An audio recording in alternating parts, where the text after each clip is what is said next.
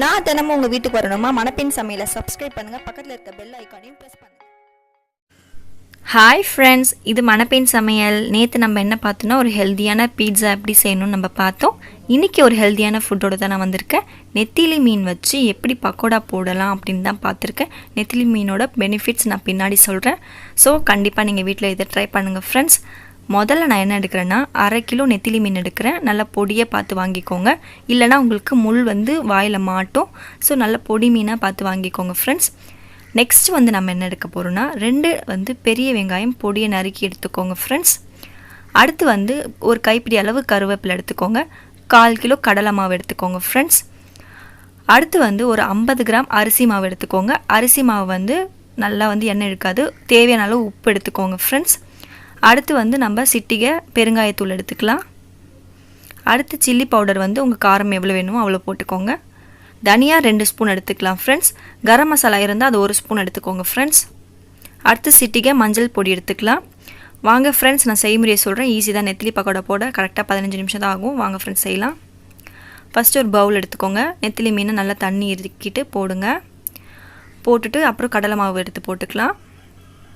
அடுத்து நறுக்கி வச்சுருக்க பெரிய வெங்காயம் 2 போட்டுக்கலாம்.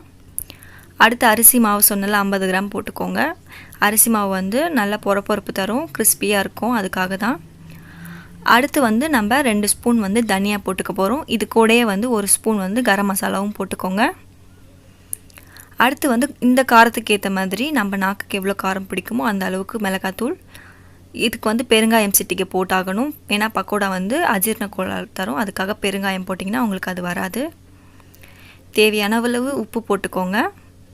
இப்போ நல்லா பக்கோடா பாத்திரத்துக்கு பரட்டிக்கோங்க. இந்த அளவு தான் பரட்டணும். இப்போ 1 ஸ்பூன் வினிகர் இல்லைனா லெமன் ஜூஸ் விட்டுக்கலாம் புளிப்புக்காக. இப்போ நல்லா பரட்டிக்கோங்க. தண்ணி தெளித்து பண்ணுங்கள். மேக்ஸிமம் தண்ணி இதிலேருந்தே வரும். நீங்கள் நல்லா வடிகட்டினீங்கன்னா தண்ணி இருக்காது. ஸோ தெளித்து நீங்கள் பக்கோடா பதத்துக்கு இந்த மாதிரி உதிரியாக பிசைஞ்சிக்கோங்க ஃப்ரெண்ட்ஸ். இப்போ நம்ம என்ன பண்ண போகிறோன்னா ஒரு வாணாலை வச்சுட்டு அதில் எண்ணெயை நல்லா சிம்மில் வச்சு ஹீட் பண்ணிவிட்டு பக்கோடா போகிற டைமில் நீங்கள் ஃப்ளேம் அதிகப்படுத்தி போடுங்க. அப்போ தான் நல்லா கிறிஸ்பி கிடைக்கும். இப்போ நம்ம போட்டாச்சு ஃப்ரெண்ட்ஸ். நான் நெத்திலி மீனில் என்னென்ன பெனிஃபிட் இருக்குதுன்னு சொல்லியிருந்தேன் தெரியுமா? அதாவது வாரத்துக்கு ஒரு முறை நீங்கள் நெத்திலி மீனை சாப்பிட்டீங்கன்னா உங்களுக்கு ஹார்ட் ப்ராப்ளம் இருந்தால் கண்டிப்பாக அது சரியாகும். ஏன்னா இதில் நிறைய கொழுப்பு குறைக்கிற குணம் இதில் இருக்குது. நெக்ஸ்ட்டு இதில் என்ன இருக்குன்னா முக்கியமான விஷயம், நம்மளோட ஸ்கின்னை நல்லா பார்த்துக்கும். இதில் நம்ம சரும நோய் எதுவாக இருந்தாலும் நமக்கு கரெக்டாக இருக்கும். இப்போ இந்த பதத்துக்கு நம்ம இதை எடுத்துடலாம் ஃப்ரெண்ட்ஸ். பாருங்கள், நல்லா கோல்டன் ப்ரௌன் வந்துருச்சு. இதை நம்ம ரிமூவ் பண்ணிடலாம் எண்ணெயிலேருந்து.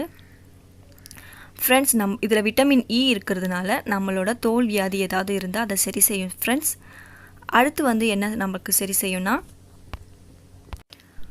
பல்லு ஈரல் ப்ராப்ளம், அப்புறம் போன் அந்த மாதிரி அப்புறமேட்டு இந்த மாதிரி நல்லா ஏதாவது ஸ்ட்ராங்காக ஆக்கணும்னா அதுக்கு இந்த நெத்திலி மீன் நமக்கு யூஸ்ஃபுல்லாகும் ஃப்ரெண்ட்ஸ். அதாவது ரொம்ப போன் வீக்காக இருக்கும் சிலவங்களுக்கு, அவங்கள மாதிரி ஆளுங்களாம் நெத்திலி மீன் சாப்பிட்டிங்கன்னா அது ரொம்ப ஸ்ட்ராங் கொடுக்கும். ஸோ நெத்திலி மீனில் நிறைய பெனிஃபிட் இருக்குது. நீங்கள் வாரத்துக்கு ஒரு முறை கூட நீங்கள் சாப்பிட்லாம் தாராளமாக. இதை நல்லா மீன்னாலே கண் நல்லா தெரியும், நமக்கு நல்லாவே தெரியும். பாருங்கள் ஃப்ரெண்ட்ஸ், இப்போ நான் 2வது இடையும் போட்டு எடுத்துட்டேன். இந்த பதத்துக்கு எடுத்துக்கோங்க. இப்போது நம்ம நெத்திலி மீன் ஃப்ரை ரெடி ஆகிடுச்சு ஃப்ரெண்ட்ஸ். நல்லா ஒரு டிஷ்யூவில் போட்டுட்டிங்கன்னா ஆயில் எல்லாத்தையுமே உறிஞ்சிடும் டிஷ்யூ. அதுக்காக தான் டிஷ்யூ யூஸ் பண்ணுறோம் நம்ம. இல்லைனாலும் பரவாயில்ல, நீங்கள் கொஞ்சம் நேரம் கழித்து சாப்பிட்டிங்கன்னா எண்ணெய் எல்லாமே தானாகவே கீழே இறங்கிடும். ஸோ நீங்கள் மேலே இருக்க மீன் மட்டும் நீங்கள் சாப்பிட்லாம், எண்ணெய் இல்லாமல் சாப்பிடணுன்னா. ஃப்ரெண்ட்ஸ், நம்மளோட நெத்திலி ஃப்ரை இப்போ ரெடி ஆகிடுச்சு. இப்போ பக்கோடா நம்ம சொல்லியிருக்கிறதுனால இதில் நம்ம கருவேப்பிலையை எண்ணெயில் பொரித்து இதில் ஆட் பண்ண போகிறோம். பாருங்கள், நான் கருவேப்பிலையை பொரிச்சிட்டேன். இப்போ இதை எடுத்து நம்ம நெத்திலி ஃப்ரை பண்ணி வச்சுருக்கோம் இல்லையா, அதில் ஆட் பண்ணிடலாம். கருவேப்பிலை நல்லது ரொம்ப. கர்ப்பப்பையில் கோளாறு இருக்கவங்களுக்கு கருவேப்பிலை ரொம்ப நல்லது. நெக்ஸ்ட்டு நல்ல முடி வளரும். ஸோ கருவேப்பிலை ரொம்ப ரொம்ப நல்லது.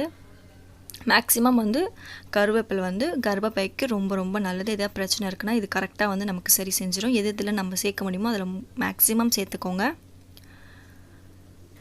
ஃப்ரெண்ட்ஸ் பாருங்கள், கலருமே சேர்க்கல, வெறும் சில்லி பவுடர் மட்டும்தான்.